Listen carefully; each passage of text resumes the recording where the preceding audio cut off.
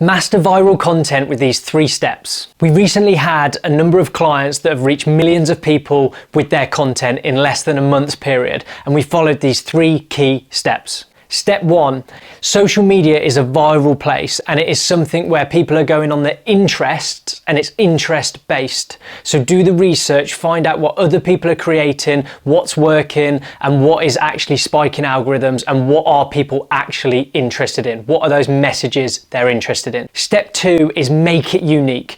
You don't want to copy this content word for word and stuff you find. That's not going to work. What you want to do is inject your personality into it, add an extra spin on it, tell stories, and get your personality across on the content. Step 3 is innovate. Take that stuff that you've seen work, that you've already been putting out, respin it, reuse it, same topics, same conversations, but rework it to something else. Build on your previous success, but keeping it in line with your niche and the space that you want to own. So here's the impact this strategy had on our content.